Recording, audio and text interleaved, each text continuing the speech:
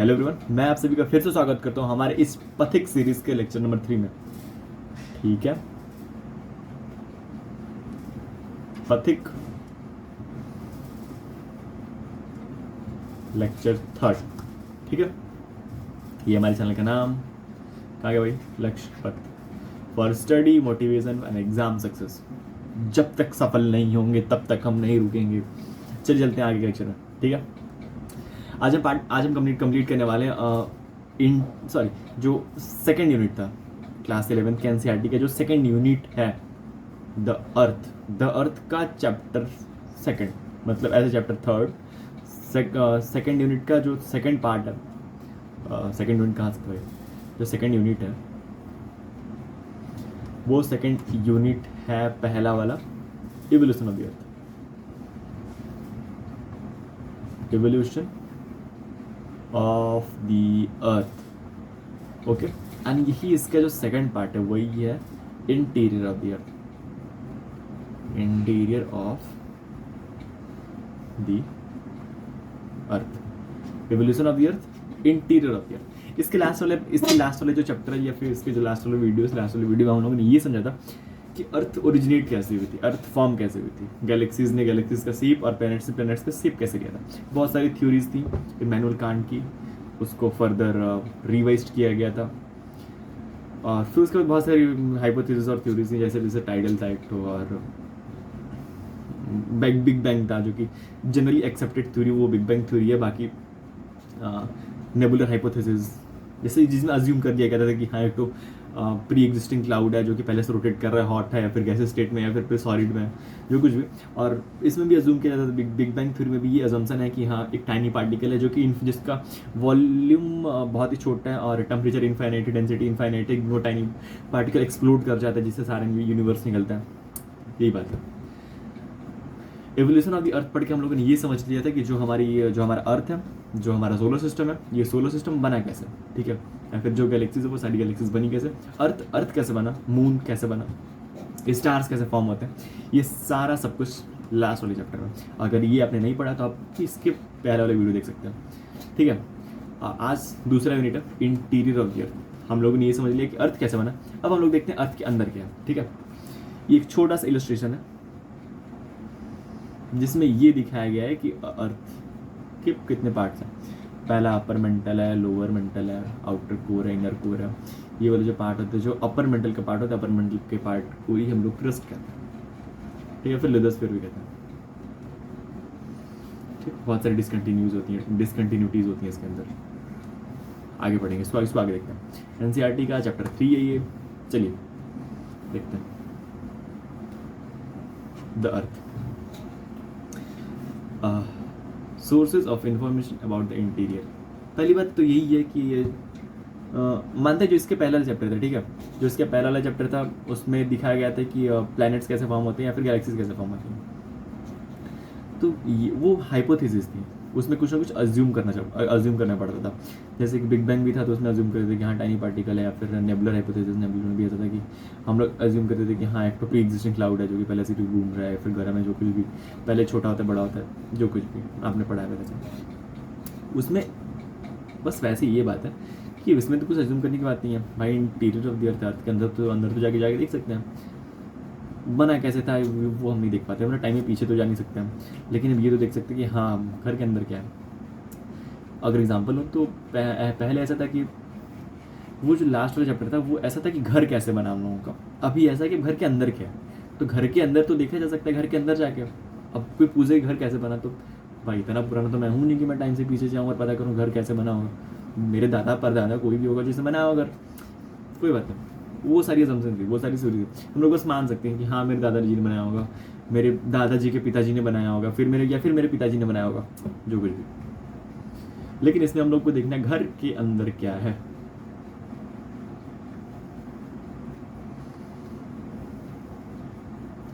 घर के अंदर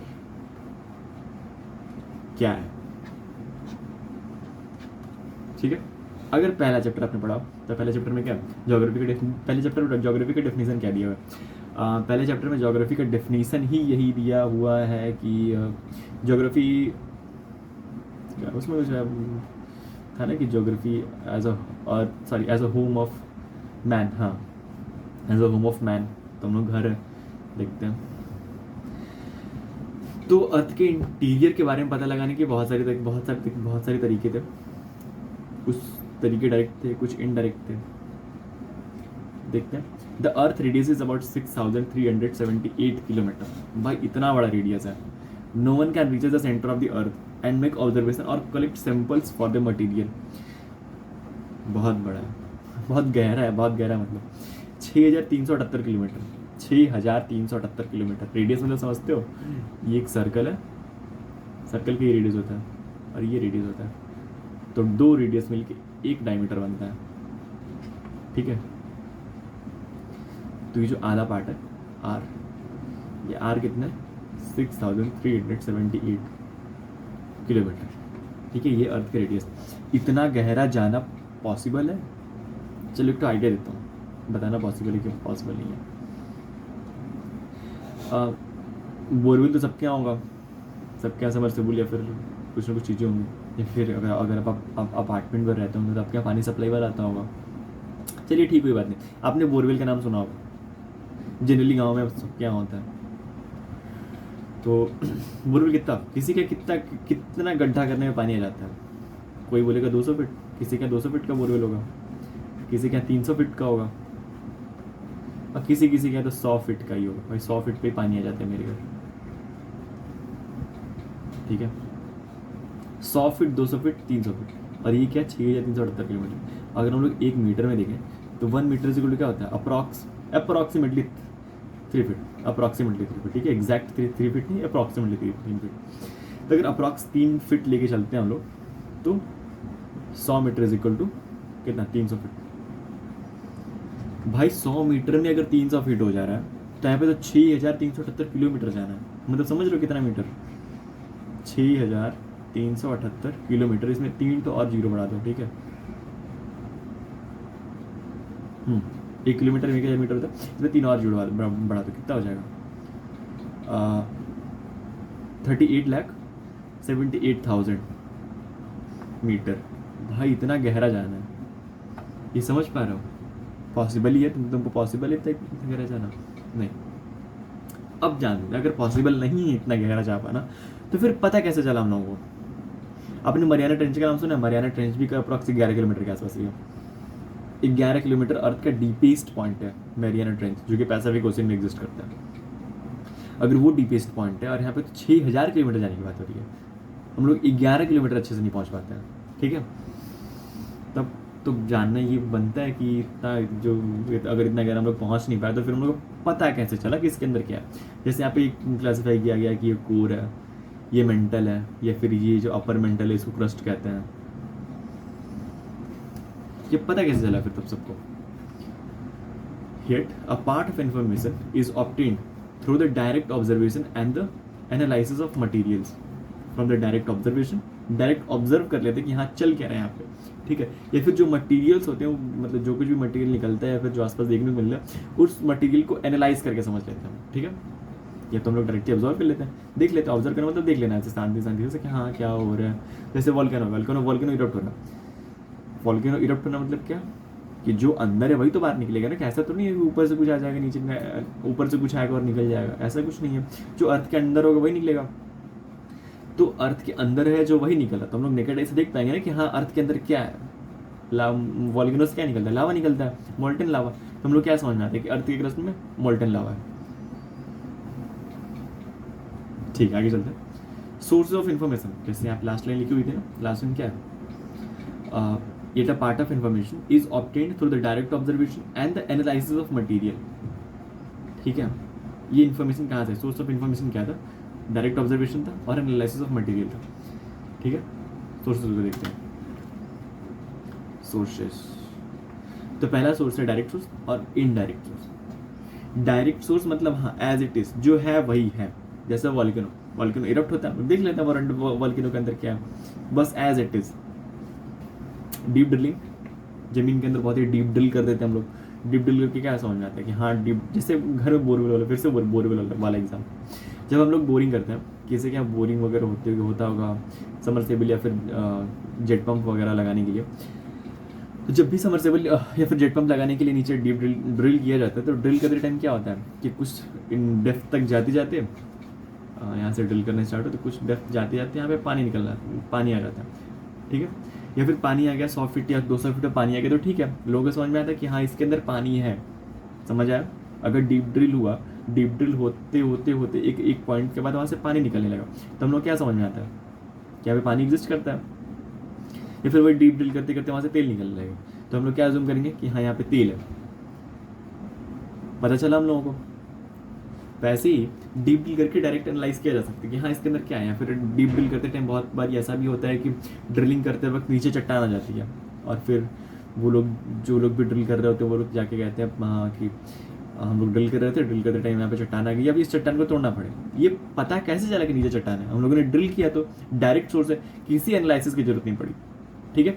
तो लेकिन इसके बाद भी एक तो इनडायरेक्ट सोर्स होता है। इनडायरेक्ट सोर्स मतलब मीटियोर्स और सिस्मिक वेव्स, जिसमें कैसा होता है कि डायरेक्ट नहीं दिखता, हम लोग कुछ एनालाइज करते हैं, कुछ चीज़ों को देखते हैं, उनको एनालाइज करते हैं, और एनालाइज करने के बाद हम लोग रिजल्ट पे आते हैं कि हाँ इसका रिजल्ट ऐसा है, मतलब ऐसा होगा।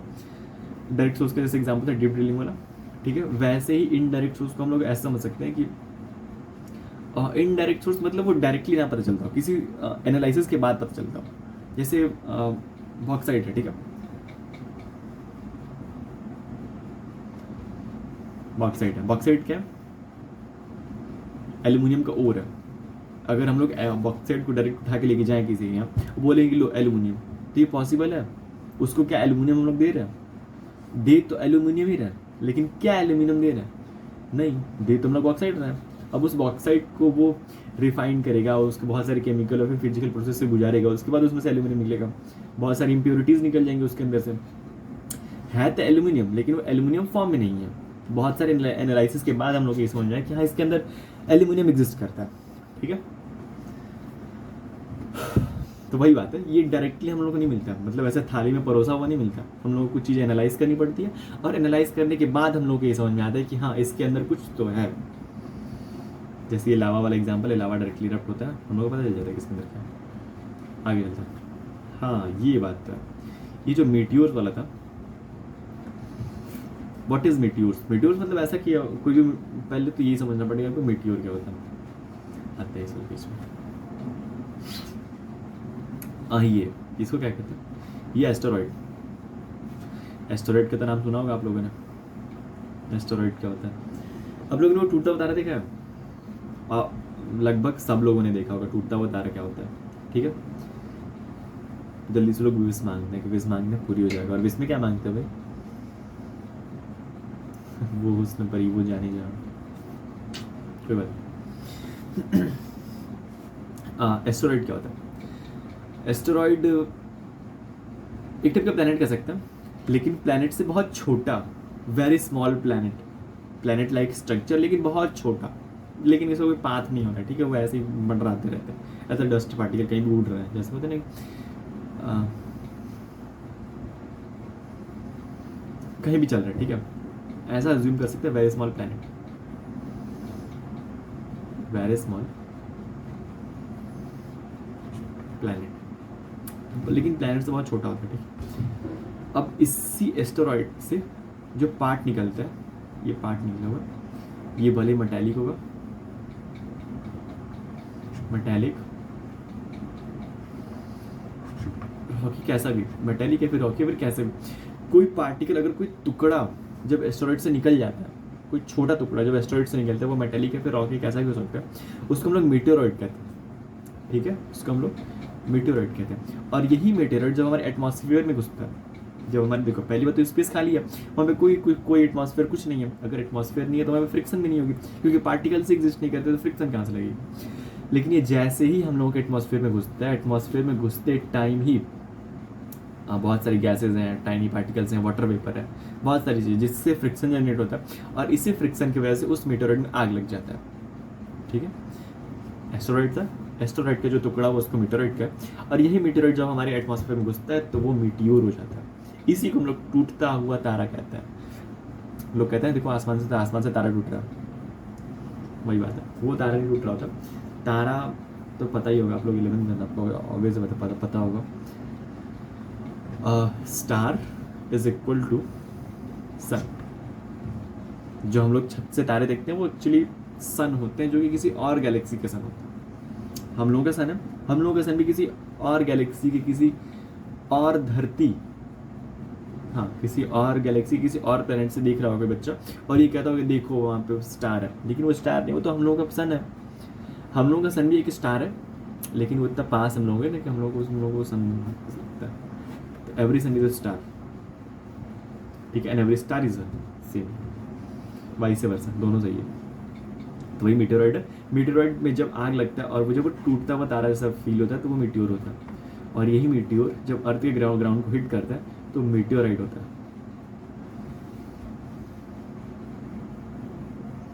When a meteor hits the Earth's surface is known as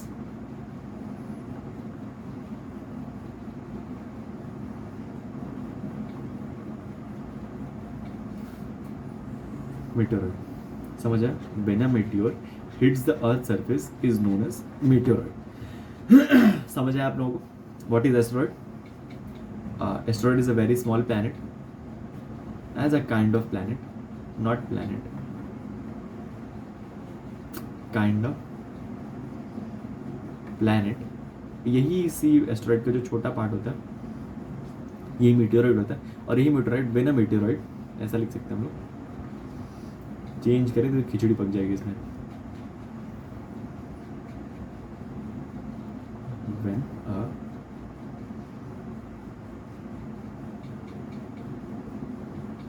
meteoroid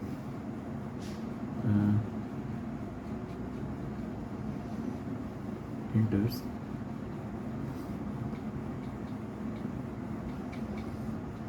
Earth's atmosphere,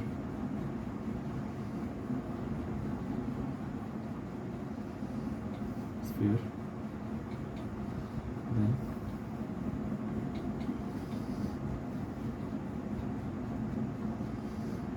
it is known as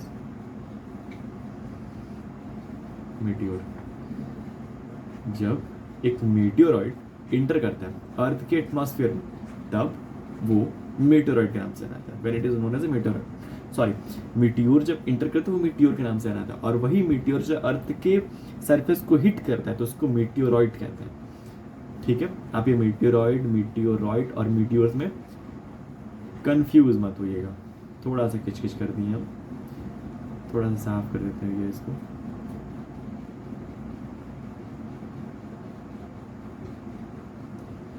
highlight कर देते हैं इसको, रेड पेन यूज कर लेते हैं, black black black black black. समझ आया? समझ आया आप लोगों को एस्टेरॉइड, मीटेओरॉइड और मीटियोर्स और मीटेओरॉइड्स क्या होता है? कंफ्यूज मत होइएगा, आगे चलते हैं। हम लोग ने ये समझ लिया मीटियोर्स के बारे में and seismic wave.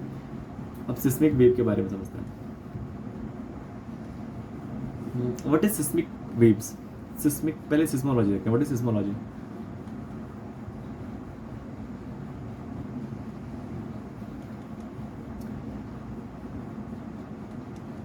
It is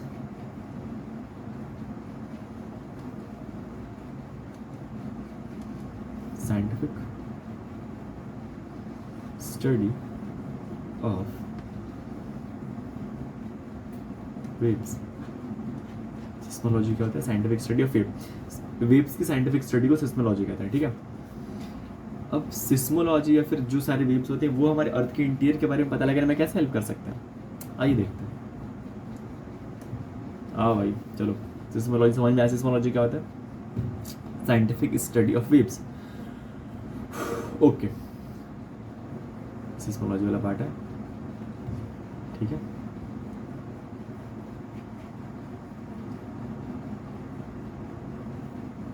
पहली बात, वेव्स कैसे कितने टाइप होते हैं? साउंड वेव होता है, इलेक्ट्रोमैग्नेटिक वेव होता है, और ये body waves and surface wave भी इसके पार्ट होता है। ठीक है, इलेक्ट्रोमैग्नेटिक वेव क्या लिखा होगा? There is there to not require, थोड़ा सा गलत लिखा हुआ है, इसको हम लोग गैप कर देते हैं यहाँ से। जादू,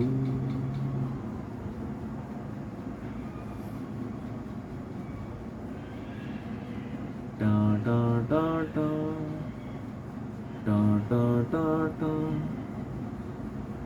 जादू होने वाला है। चलो इधर देखो, electromagnetic wave, it doesn't require any medium to travel, किसी मीडियम की रिक्वायरमेंट नहीं होती है इसको ट्रैवल करने के लिए इलेक्ट्रोमैग्नेटिक वेव्स को, ठीक है। It is a kind of radiation, radiation पता है, रेडिएशन और क्या होता है, कंडक्शन, ये सारी चीज़ें आगे पढ़ेंगे, नहीं पता तो। बॉडी वेव्स और सरफेस वेव, बॉडी वेव और सरफेस वेव क्या होता है? अगर कोई सरफेस है, जैसे ये अर्थ है, ठीक है, अगर हम लोग इसको अर्थ जूम कर लेते हैं ऐसे, सर्कल अर्थ है, अर्थ के सेंटर है, जो अर्थ के अंदर इंटीरियर में ट्रैवल करता है इसको बॉडी वेव कहते हैं, और जो अर्थ के सरफेस पे ट्रैवल करता है इसको हम लोग सरफेस वेव कहते हैं, ठीक है। Body, there are the there are the waves which give information about the interior structure of earth. अच्छे से लिख देता हूँ यहाँ पे, पेन सही सिलेक्टेड यार, क्या लिखा हुआ? देयर आर, दीज आर, यहाँ पे सॉरी गलत लिखा हुआ है, these are the waves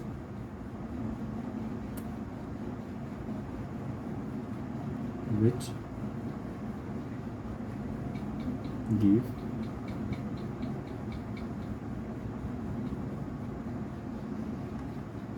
information about interior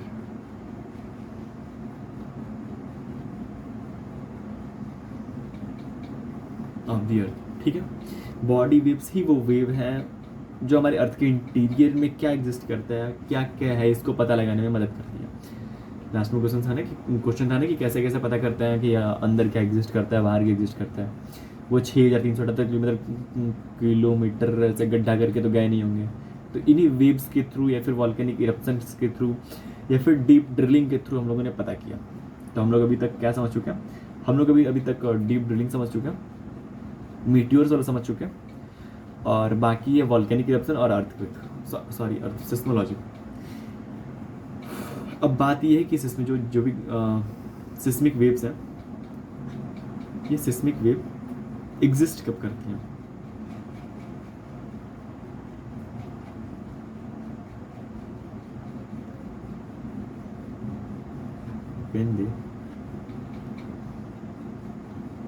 when they generate, ये जनरेट कब होती हैं? यहाँ पर भागे जा रही है, ये जनरेट कब होती है? मतलब सिस्मिक वेव अपने आप तो वेव आ नहीं जाएगी, ये वेव आएगी कैसे? वो चाहता है क्या करना, ये वेव आएगी कैसे? ये वेव जनरेट होती है due to earthquake, due to the movements of plate, not earthquake, due to the movements of plates के मूवमेंट्स की वजह से ये वेव जनरेट होती हैं, और due to the movement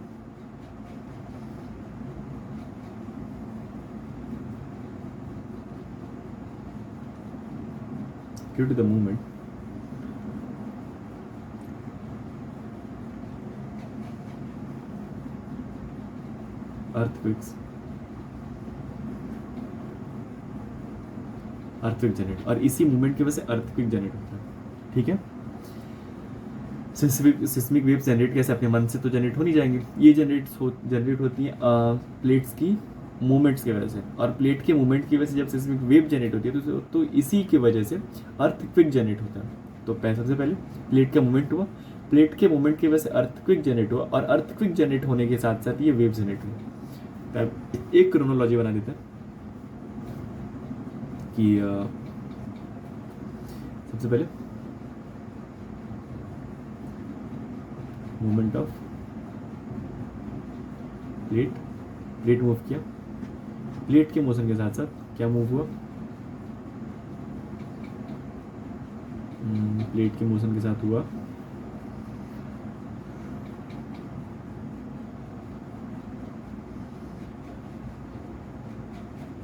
earthquake, और अर्थक्वेक की वजह से जनरेट हुआ वेव। समझ आया आपको? चलिए आगे चलते हैं। ये समझ में आया कि जब वेव्स जनरेट कैसे होती है। अब देखते हैं, अब पढ़ना है हम लोगों का अर्थक्वेक के बारे में।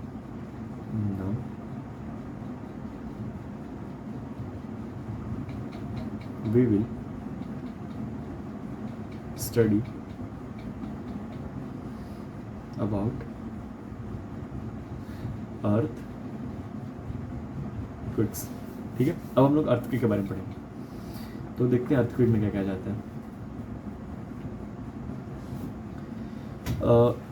Natural geological catastrophic event, natural geological catastrophic event, unnatural catastrophic, देखिए यहाँ पे दिया हुआ unnatural geological catastrophic event. A natural catastrophic is a major adverse event resulting from natural processes of earth। ये बाद में पढ़ना है आपको, इसको आप अभी फोकस मत कीजिए, ठीक है। इसको रेस करते हैं। पहले हम ये समझते कैटास्ट्रॉफिक, कैटास्ट्रॉफिक इवेंट क्या होता है। कोई बेंचेस करो, ठीक है। Natural geological catastrophic event. What is earthquake is a natural geological catastrophic event. Okay, it is a catastrophic event. What is catastrophic? Catastrophic का मतलब होता है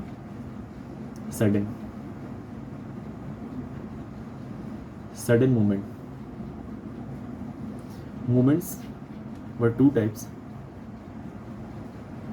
Movements दो टाइप के होते हैं, पहला होता है स्लो मूवमेंट और दूसरा होता है सडन मूवमेंट। ठीक है, मूवमेंट्स क्या होती हैं, मूवमेंट्स दो टाइप की होती हैं, पहला स्लो, दूसरा सडन। स्लो मूवमेंट को कहते हैं हम लोग डायस्ट्रॉफिक इवेंट,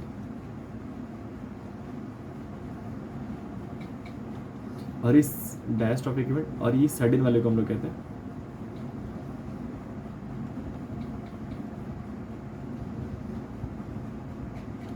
कैटास्ट्रॉफिक इवेंट। तो डायस्ट्रॉफिक और कैटास्ट्रॉफिक समझ आया आप लोगों को, ठीक है। Now what is earthquake? Earthquake, an earthquake is a shaking of the surface of the earth resulting from sudden release of energy in the earth lithosphere that creates seismic wave.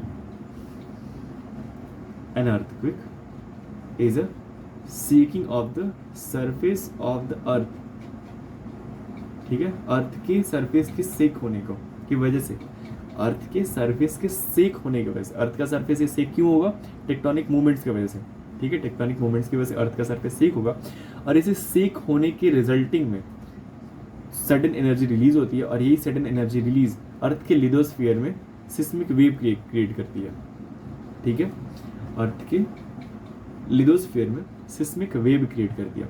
अर्थ का lithosphere क्या है? Upper part of the crust, ठीक है, upper part of the crust, वो क्या होता है? Lithosphere होता है।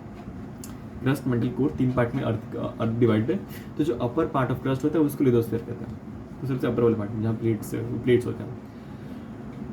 Earthquake is a shaking of the surface of the earth, earth के सरफेस के सेक होने की वजह से जो जनरेट होता है, ठीक है। अर्थ का सरफेस सेक कब होगा? जब अर्थ मूव करेगी, अर्थ नहीं मूव करेगी, प्लेट्स मूव करेंगे। प्लेट्स के मूवमेंट की वजह से, जब प्लेट्स की मूवमेंट की वजह से जब सेक या फिर जो वेव्स जनरेट होती हैं, उन वेव्स की वजह से अर्थक्वेक जनरेट होता है, ठीक है।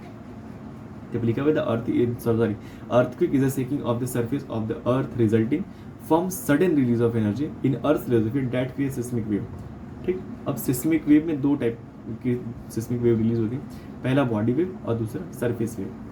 आप लोग ये समझ में आया कि बॉडी वेव क्या होता है, सरफेस वेव क्या होता है। ये वाला जो वेव है ये आ जाता है बॉडी वेव में, और जो ये वाला जो है ये वाला वेव सरफेस वेव में। अच्छा, जो वेव सरफेस पे ट्रैवल करते हैं उसको सरफेस वेव कहते हैं, और जो वेव बॉडी के अंदर ट्रैवल करते हैं, मतलब इंटीरियर ऑफ द अर्थ में ट्रैवल करते हैं, उसको बॉडी वेव कहते हैं। बॉडी वेव दो टाइप के होते हैं, P wave and S wave, ठीक है। और surface wave, railing waves and love wave. सबसे खतरनाक क्या होता है? प्यार करना, फिर उसमें डूब जाना, फिर उसके बाद जब बंदी छुड़ गया तो बैठ के रोना, फिर खुद की ज़िंदगी बर्बाद कर लेना। नहीं, ऐसी बात नहीं है, लोग ज़िंदगी बना भी लेते हैं। तो सबसे खतरनाक क्या है?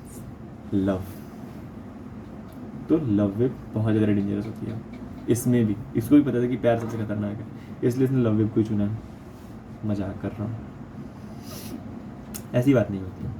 जो भी सरफेस वेव है, सरफेस वेव होती 3-4 टाइप का, ठीक है, लेकिन हम लोग इसमें रिलिंग और लव वेव को ही देखेंगे। मैटर ये करता है कि वेव की स्पीड जितनी ही स्लो होगी वो उतना ही ज़्यादा डिजास्टर क्रिएट करेगा, ठीक है।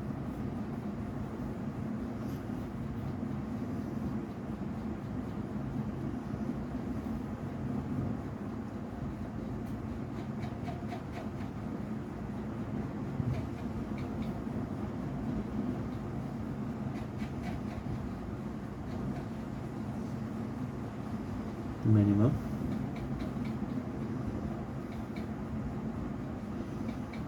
the speed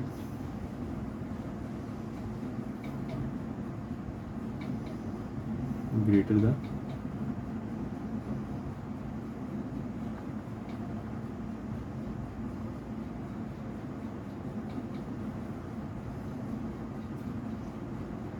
डिस्ट्रक्शन, ठीक है। जितना ही स्पीड कम होगा वो उतना ही ज़्यादा डिस्ट्रक्शन क्रिएट करेगा, उतनी ज़्यादा तबाही मचाएगा। लव वेव सबसे धीरे चलता है, और जब सबसे धीरे चलता है तो उतनी ही ज़्यादा तबाही मचाता है, ठीक है। रिलिंग वेव्स कंपैरेटिवली थोड़ा तेज चलता है। एंड पी वेव और एस वेव बॉडी वेव्स होती हैं, जो कि अर्थ के लिथोस्फीयर में चलती हैं, सरफेस पे नहीं चलती हैं। Causes responsible for the earthquake, पहले बात तो वॉल्केनिक एक्टिविटी। वॉल्केनो इरप्ट हो जाओ, वॉल्केनो तभी इरप्ट होता है जब प्लेट्स आपस में कोलाइड करते हैं और वो कोई प्लेट सबमर्ज हो जाता है, तभी वॉल्केनिक एक्टिविटी क्रिएट होती है।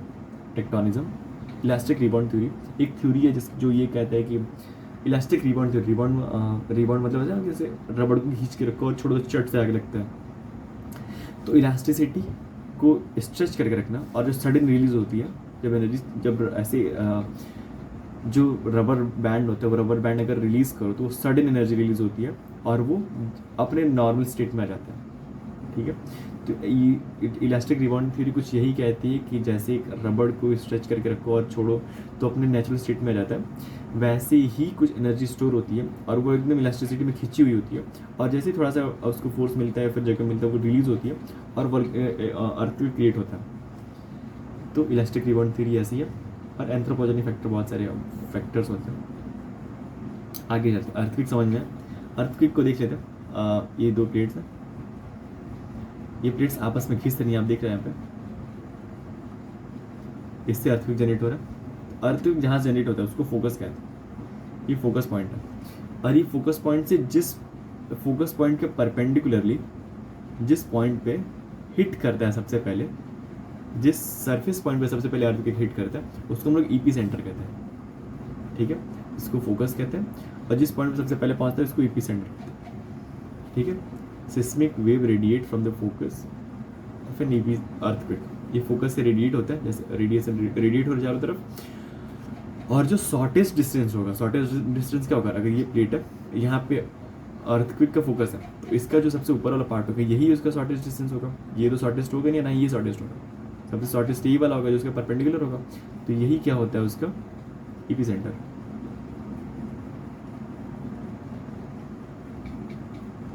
समझ आया आप लोगों को? अर्थक्वेक और उसका ईपी सेंटर यही क्या होता है, उसका फोकस होता है। जहाँ से अर्थक्वेक जनरेट होता है उसको फोकस कहते हैं, और जहाँ पे सबसे पहले पहुँचता है उसको ईपी सेंटर कहते हैं। लिख देता हूँ उसको मैं।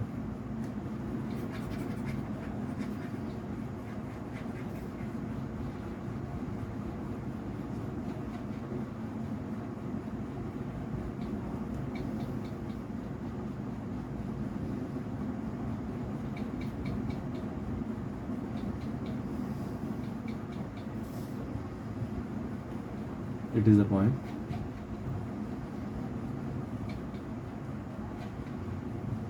Where the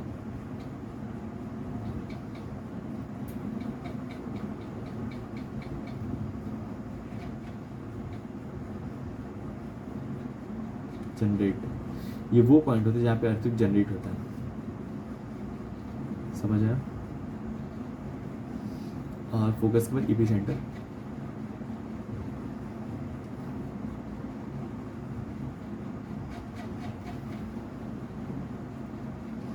it is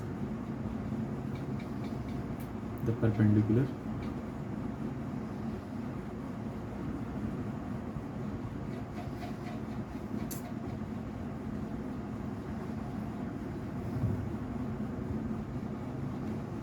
it is a perpendicular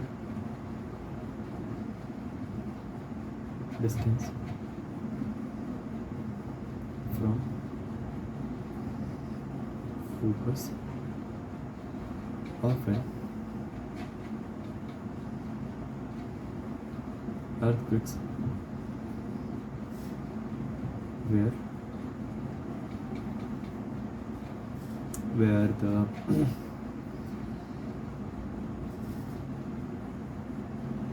body keeps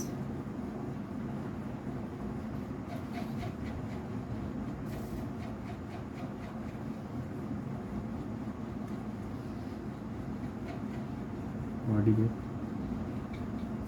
reaches where the body weight reaches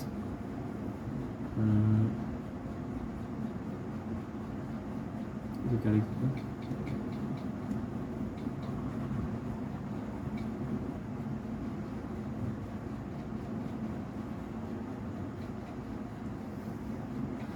It is the perpendicular distance from the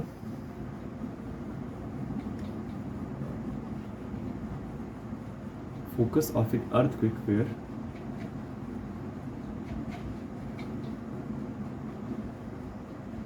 firstly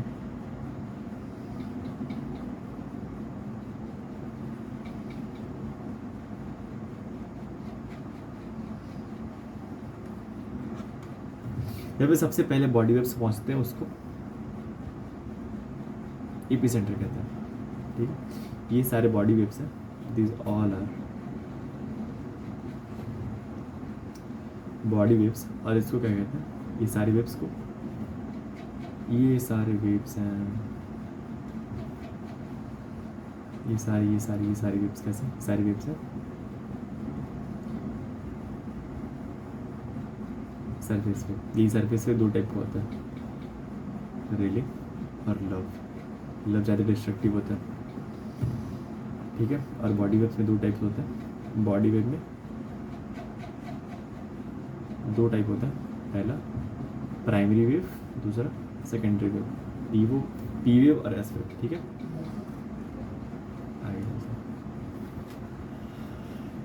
body wave कैसा था, प्राइमरी वेव, पी वेव और एस वेव, ठीक है। There are the waves which reaches the epicentre first, there are the waves which reaches the epicentre first, it travel through all medium, ये solid में travel करता है, liquid travel करता है और गैस में ट्रैवल करता है। लेकिन जो एस वेव, जो सेकेंडरी वेव है, ठीक है, वो सारी चीज़ों में ट्रैवल नहीं करता, it passes only through the solid medium, ये केवल सॉलिड मीडियम के थ्रू पास पाता है, ठीक है। P wave will fastest in solid, P wave जो होता है वो सॉलिड में सबसे फास्ट ट्रैवल करता है, ठीक है, 8 से 14 किलोमीटर पर सेकेंड, 8 से 14 किलोमीटर पर सेकेंड, समझ रहे हो। It is a longitudinal wave, longitude मतलब ऐसे ऐसे ऐसे ऐसे जाता है। और जो secondary wave, it is a kind of transverse wave, ठीक है, कुछ ऐसे ऐसे ऐसे ऐसे ऐसे ऐसे ऐसे ऊपर नीचे करके जाता है। और ये जो पी वेव है, ये पी वेव कुछ ऐसे आता है, इलेक्ट्रोकार्डियोग्राफी के टाइप, कोई मरीज है जिसका इलेक्ट्रोकार्डियोग्राफी होता है, ईसीजी हो रहा हो, ठीक है। ये कंप्रेशनल वेव, मतलब ऐसे कंप्रेस होती है, फिर स्ट्रेच होती है, फिर कंप्रेस होती है, फिर स्ट्रेच, फिर कंप्रेस होती है, स्प्रिंट है, ठीक है। तो पी वेव और एस वेव, पी वेव क्या था,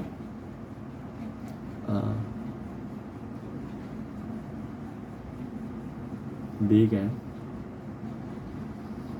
travel through all mediums or as well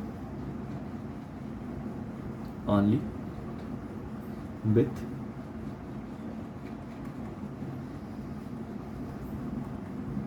solid medium. यही मेन डिफरेंस है, ठीक है। अर्थ के इंटीरियर में क्या है ये पता लगाने का जो सबसे मेन रीज़न है या फिर जो सबसे मेन फैक्टर है वो यही पी वेव और एस वेव है। इसी से हम लोग ये समझ में आता है कि अर्थ के इंटीरियर में लिक्विड प्रेजेंट है, सॉलिड प्रेजेंट है या फिर गैस प्रेजेंट है, ठीक है। क्योंकि जो पी वेव वो हर जगह चला जाता है, लेकिन जो एस वेव वो केवल सॉलिड से जा पाता है। तो हम लोग क्या डिफर कर पाएंगे, हम लोग गैस और लिक्विड डिफर कर पाएंगे और सॉलिड को डिफर कर पाएंगे। मतलब अगर जहाँ से एस वेव ट्रेवल कर जाएगी हम लोग ये समझ में आएगा कि जो ये पार्ट है ये सॉलिड पार्ट है, और जहाँ से पी वेव जाएगी लेकिन एस वेव नहीं जाएगी तो हम लोग क्या समझ में आएगा कि एस वेव पी वेव तो इस साइड से जा रही है लेकिन एस वेव नहीं जा रही है। अगर एस वेव नहीं जा रही है तो वो या तो गैस है या फिर सॉलिड है, ठीक है। गैस एग्जिस्ट कर नहीं सकता, होगा तो सॉलिड या फिर very dense.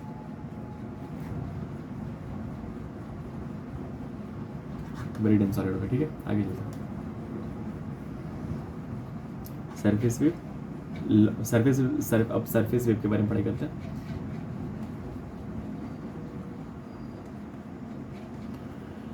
Body of waves को देख लिया हम लोगों ने। ये सरफेस वेव क्या, love wave of rolling wave occur सबसे ज़्यादा होता है डिजास्टर और डिस्ट्रक्शन। सबसे ज़्यादा डिजास्टर क्रिएट करता है लव वेव, ठीक है। ये इसका मोमेंट हॉरिजॉन्टल होता है, बर्ड आई व्यू अगर मतलब ऐसे ऊपर से हम लोग देखें तो ये ऐसे चलता है। और जो रिलिंग्स वेव होता है मोर destructive then L wave.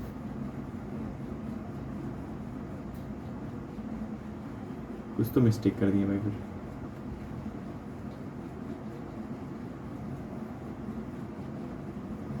Sorry, इससे पहले के लिए सॉरी। रिलिंग्स वेव ज़्यादा डिस्ट्रक्टिव होता है लव वेव की वजह से, सॉरी लव वेव के कंपैरिजन में, ठीक है। P wave.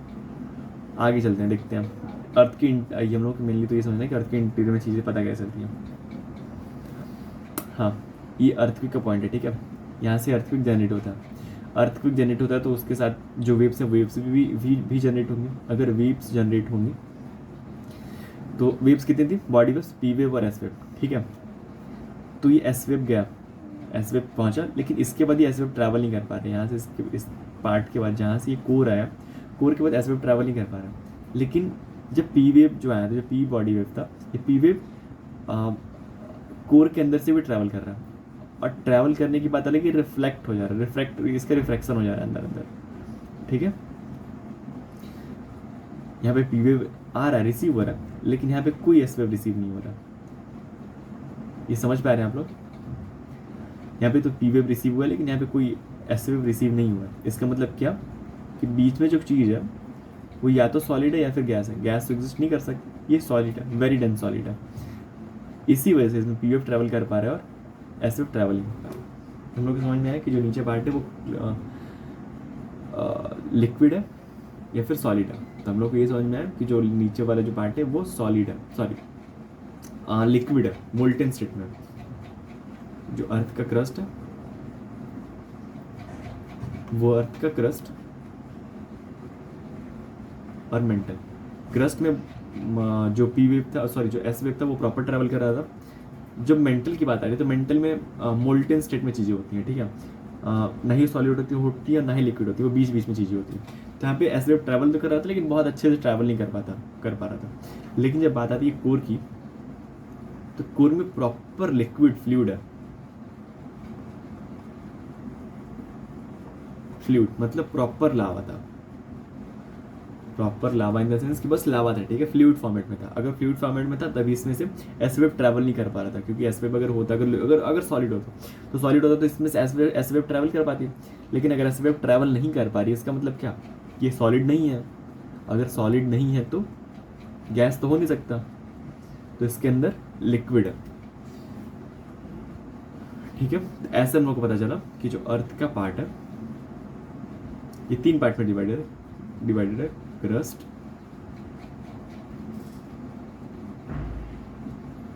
मेंटल और कोर। समझ आया आप लोगों को?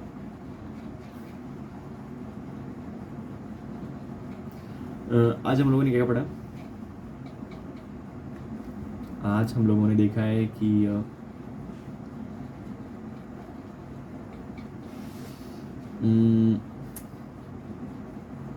इंटीरियर ऑफ द अर्थ।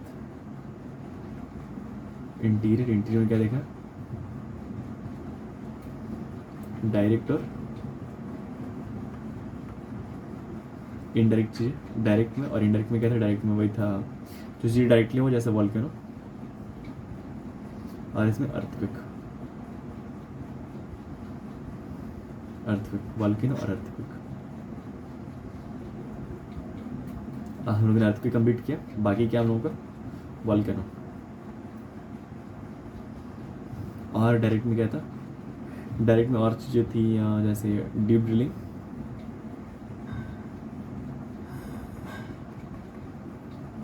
और इनडायरेक्ट में और एक चीज़ था, क्या था वो? Meteoroid, meteors. तो डीप ड्रिलिंग और मीटियोर्स पे हम लोगों ने देखा, और अर्थक्वेक, वॉल्केनो और अर्थक्वेक। ठीक है, तो इस वाले चैप्टर में हम लोगों ने अर्थक्वेक को कंप्लीट किया। जो टॉपिक लेफ्ट रह जाते हैं वो है वॉल्केनो। ठीक है, वॉल्केनो और interior, sorry, composition of interior.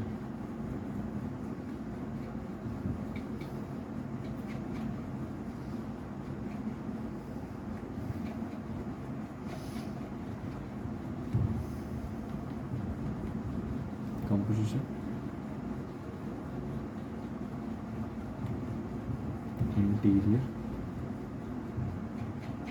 Of earth. तो ये दो टॉपिक इसी लेक्चर का जो पार्ट 2 आएगा, पार्ट 2 में होगा। तब तक के लिए